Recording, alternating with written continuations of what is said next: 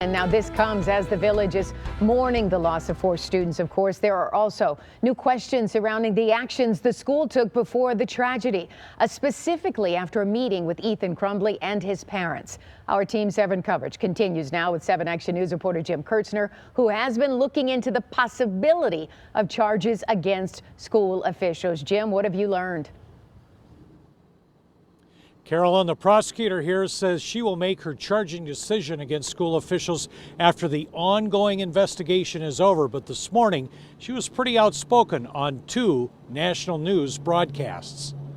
There was absolutely evidence to suggest that there was an indication he might harm somebody and even kill somebody. We haven't ruled out charging anyone. The evidence is Ethan Crumbley was reported by a teacher on Monday, the day before the shooting, that he was looking at ammunition on his cell phone in class.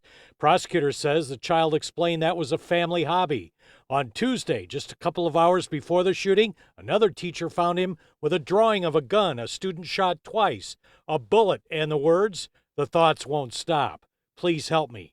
Blood everywhere. My life is useless. The world is dead."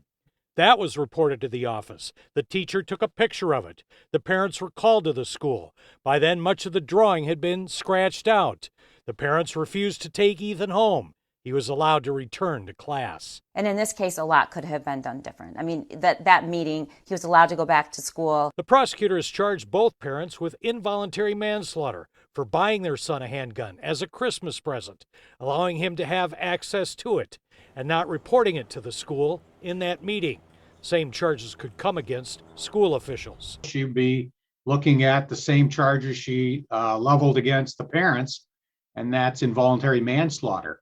And then she'd have to prove that the school officials were grossly negligent, pretty much being able to prove that they knew or should have known that this young man was going to do these horrific things. Another prosecutor in the Republican Party takes a different view. Based on the small amount that I know, it's a slippery slope to start charging school officials. And the reason why is I think that needs to be played out in a civil arena and not the criminal arena.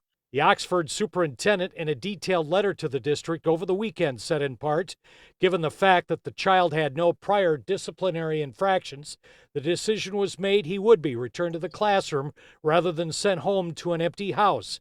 These incidents remained at the guidance counselor level and were never elevated to the principal or assistant principal's office.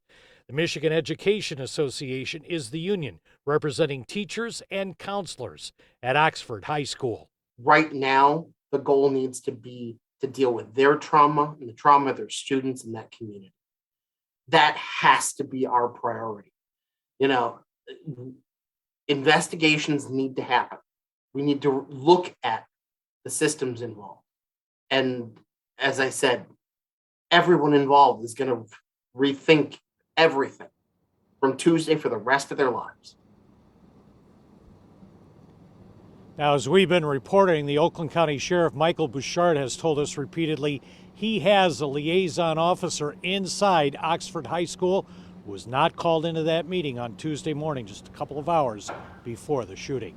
Live in Pontiac tonight, Jim Kurtzner, 7 Action News. All right, Jim, a lot of tough questions. Thank you so much for that live report.